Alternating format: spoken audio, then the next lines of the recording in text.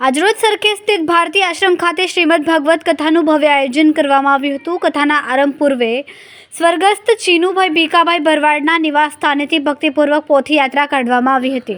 યાત્રામાં ભક્તજનોએ ભાવપૂર્વક પોથીને ખભે રાખીને ભજન કીર્તન સાથે આશ્રમ સુધી લઈ આવી।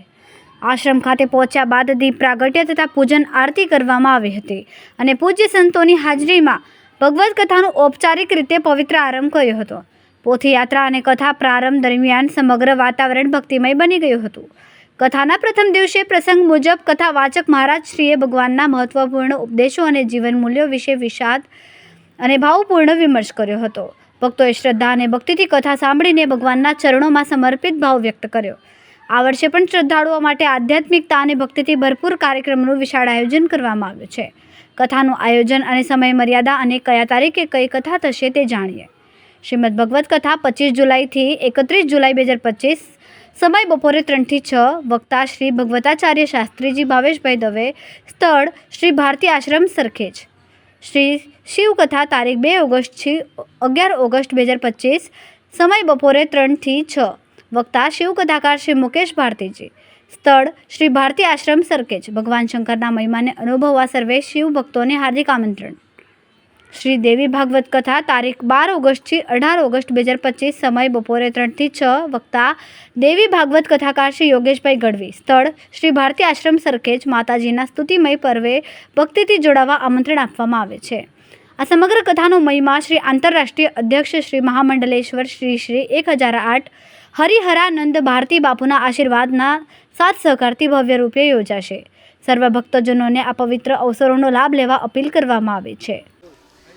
જય ગિરનારી, જય ભવનાથ, અવંતિકેશ્વર મહાદેવની જય, સદગુરુ ભગવાનની જય।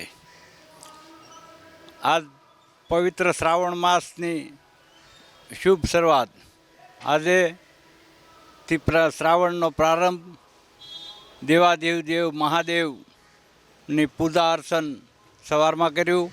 સાથે સાથે શ્રાવણ માસમાં આખો મહિનો ભારતી આશ્રમની અંદર કથા, પહેલાં ભાગવત, પછી શિવપુરાણ, પછી દેવી ભાગવત ને રામકથા અને લઘુરુદ્ર યજ્ઞ, અમાસ પછી બીજને દિવસે ભાદરવા સુદ બીજ।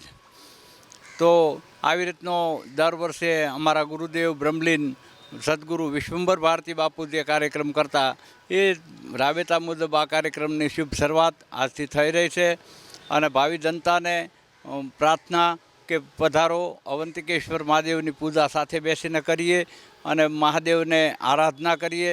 અમારા જગદીશ બાપુને અહીંયા અનુષ્ઠાન છે આખું ચાતુર્માસનું, વિધિવત વિદ્વાન બ્રાહ્મણો સાથે ઉજ્જૈનથી બ્રાહ્મણો પણ પધાર્યા છે અને સાથે સાથે ભાવેશ દાદાની ભાગવત કથા આજ છે આજથી, અને ત્યાર પછી શિવપુરાણ, ત્યાર પછી દેવી ભાગવત, ત્યાર પછી રામકથા, 4 કથા આખા માસ બરાબર શ્રાવણ માસ પૂરા માસમાં ચાલવાની છે।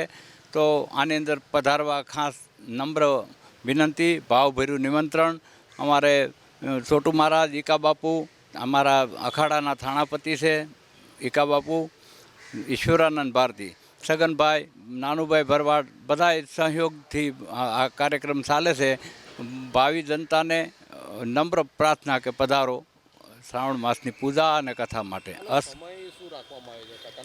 કથાનો સવારમાં અવંતિકેશ્વર મહાદેવની પૂજા, ત્યાર પછી બપોરે ભોજન પ્રસાદ અને 2 વાગ્યાથી 2:30 વાગ્યાથી કથાનો પ્રારંભ, 2:30 થી 6:30 વાગ્યા સુધી કથા ચાલશે।